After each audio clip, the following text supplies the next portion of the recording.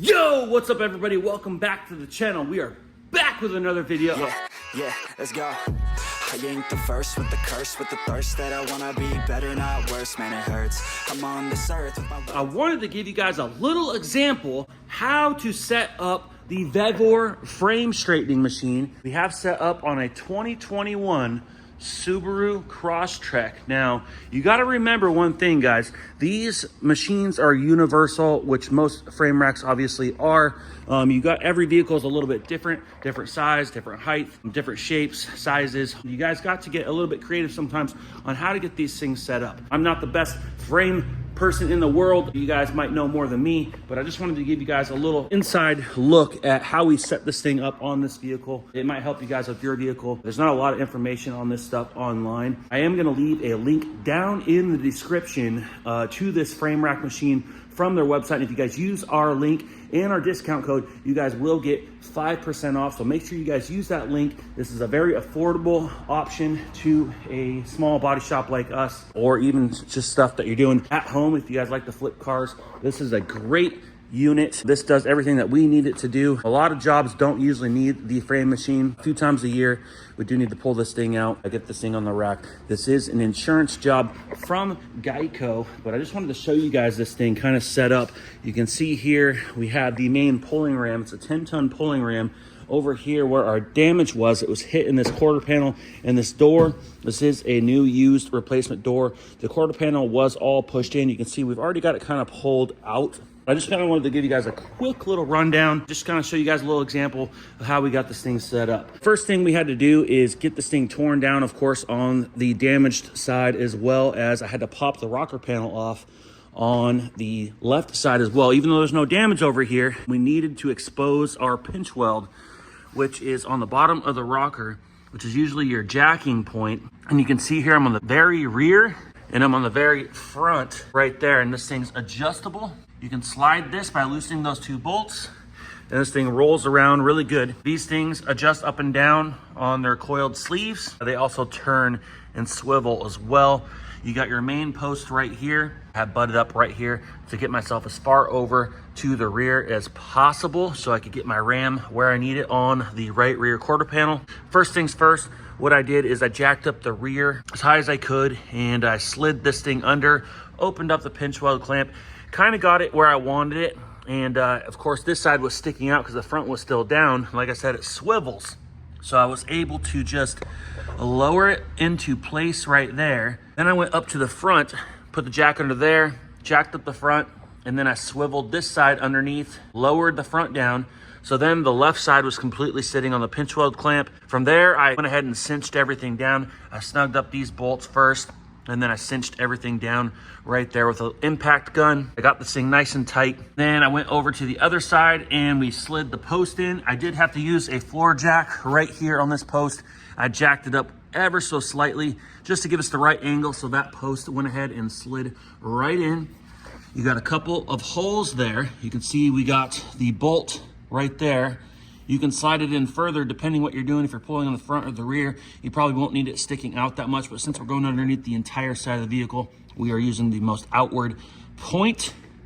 I suppose you could drill some new holes if you needed to, but you shouldn't have to. And we went ahead and tightened up the bolt on the top there. You guys got lots of adjustment on here. I've used this a handful of times now, and I have not had a problem setting it up.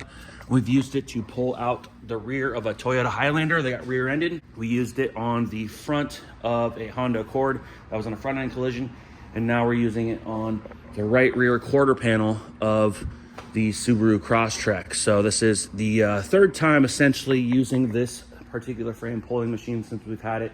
And guys, it's been the best bang for the buck. Like I said, I'm gonna leave a link down in the description with my discount code. Make sure you guys use it to get your 5% off. An amazing machine. It comes with all these extra tools on this pegboard cart. You got all sorts of different clamps, hooks, straps, cables, chains, all sorts of things.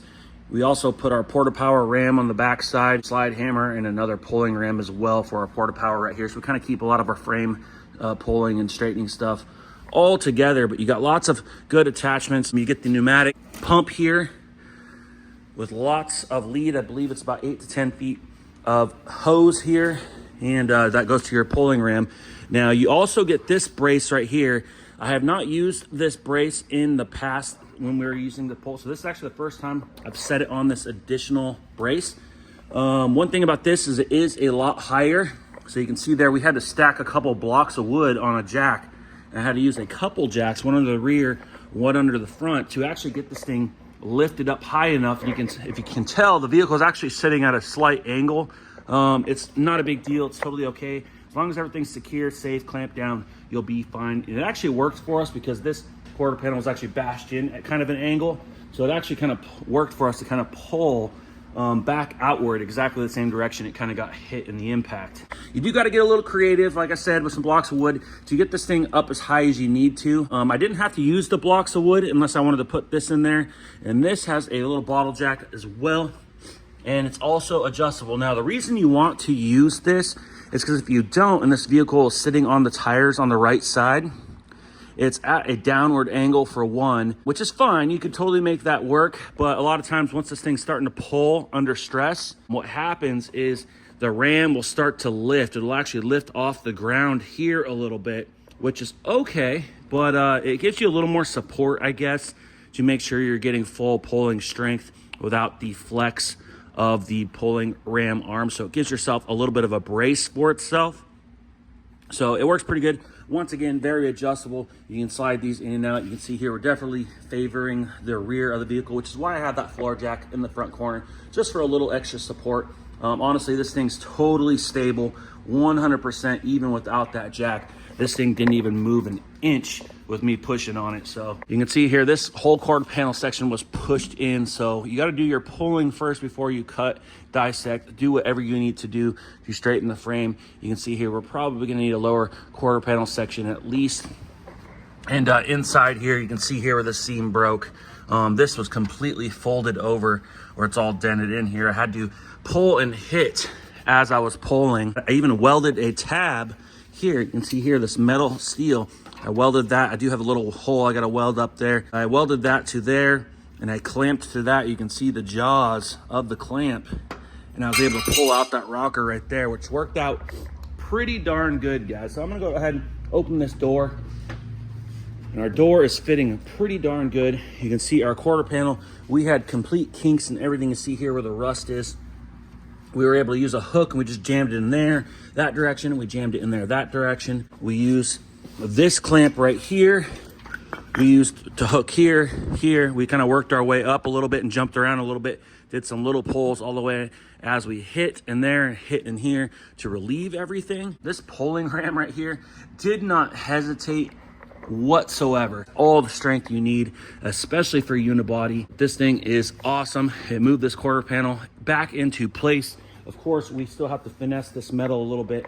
The goal when you have something on a frame rack is to pull it as close as you possibly can back to where it once was before you cut and dissect anything. That way you have less issues fitting the new metal or whatever you're trying. You don't want to go cutting things off and then trying to fit them, because the surrounding areas, adjacent panels and stuff like that may not be in the correct position. So you want to do all your pulling before you cut and dissect anything and take anything off. When this thing came in, it was hit so hard on the bottom, even with the replacement door in place, this door was still sitting out half an inch to an inch. Water could just go in. But you can see there, after pulling, it relieved the whole chassis. We have closure on our door. We have good reveal. This was also sitting up about a half an inch. It was actually sitting as high as this rear belt molding on the quarter glass here. Our body line, same thing, sitting way too high. We had about an inch gap below this door. And this, you couldn't even see the edge of this rocker. It was probably about 2 to 3 inches in. So this thing was smacked in real hard. But the fact that we actually have a door that opens and closes, super nice. We got a nice reveal on the front door. This machine did work. And honestly, guys, I probably had about 30 minutes into setting it up and probably another 30 minutes of pulling before I was actually pretty much close to this point. I spent probably another 30 minutes, so about an hour total of pulling, just kind of finessing it and getting it to where I needed it. Today I'm gonna go ahead and kind of finish things up, make sure I'm happy where it's at before I get it off this rack. and then we'll probably use a slide hammer, and we'll probably try to get the rest of this as close as possible before we do any cutting, dissecting, whatever we need to do to get that quarter panel looking good again. I do have my plastic rocker. Now this is the old rocker.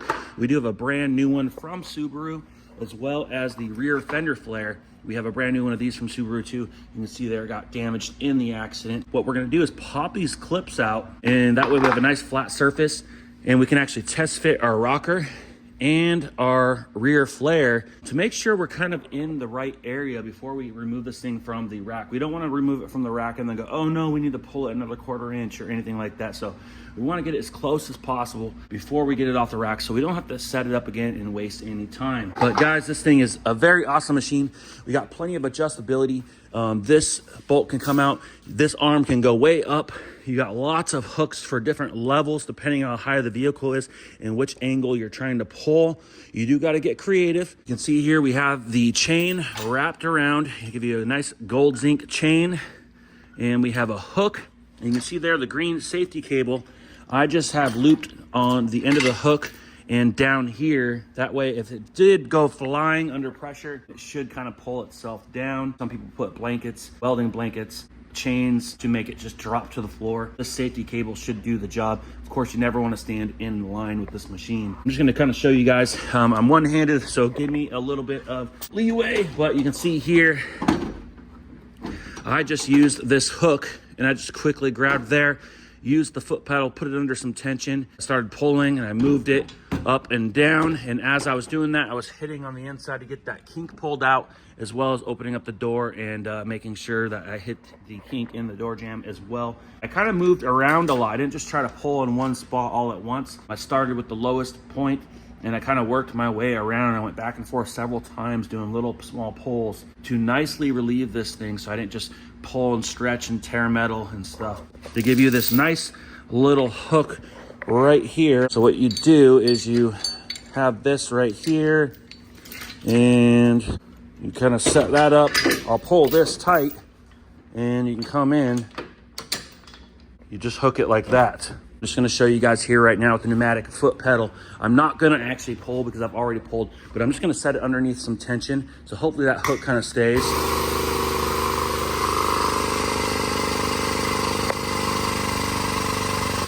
And you can see right there, we are under tension right now.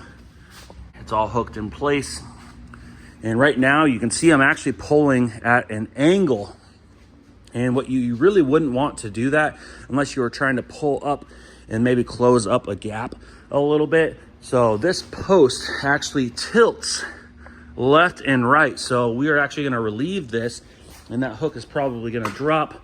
We're gonna go try to catch that real quick. So we're just gonna set that right there. And just by the pull of a handle, now this is a heavy beam, one-handed, we're just gonna drop it down. And you can see there, now we have some angle. That was all pushed in, so we're gonna go ahead and actually drop it. One more click. And you wanna make sure that that thing is clicked into place. Not a bad idea to get some extra help. And now you can see there, we're directly in line with the dog leg of the quarter panel. So now we can really take our hook. We're just gonna kind of grab this chain right here. You just hook this really easily.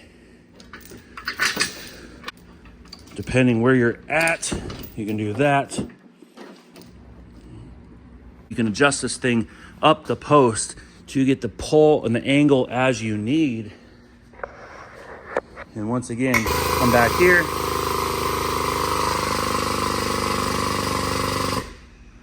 And you can see there, we got it under tension right now. Nice and tight. And to release it, all you simply do is just click that forward, and you can watch it draw forward nice and slow. Just like that. Everything's very quick disconnect, quick change, so you can really get fast with this thing between all the hardware that it gives you, pulling attachments. If you need to, you can actually drill a hole, stick a hook in there if you have to, depending whether or not you're gonna be dissecting it, cutting it up, Depending what you're gonna do, you can always weld up the hole as well. I welded a tab here, which actually tore the metal just a little bit. Totally okay, we'll weld it up. But I welded a tab because this whole thing was caved in. Right on that body line, I was able to use a clamp and tighten it down on that tab with our Miller wire feed welder right there. But anyways, guys, I do recommend this little small frame straightener machine from Vevor. There will be a link down in the description. Also, there should be a banner somewhere here on the video. Click that link, use our discount code to receive 5% off. This is the most affordable frame pulling machine on the market. Vevor is a very good company, very easy to work with. They got lots of professionals on hand. I would not buy from anybody else. This is a great machine for a small shop like ours, doing auto body repair. This will help you do your insurance jobs that you need to get done when you need to do some frame pulling. A lot of this stuff cannot be done with a porta power ram. This machine, like I said, is very universal, fits anything. You can use it on the front, the rear, the side. You could do dead center right on the B pillar if you needed to.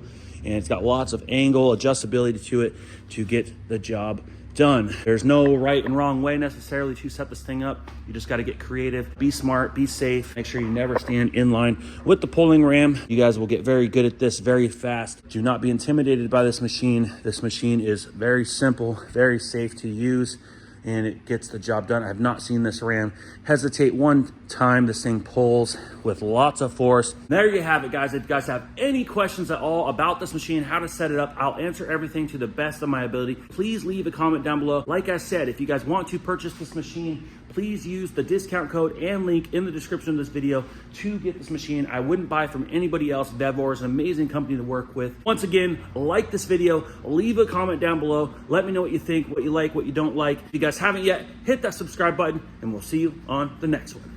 Ooh, like LeBron, though, or like Lonzo. Ooh, I'm a baller, yeah, shot caller, yeah. They love me, you can't touch me, nah, can't you?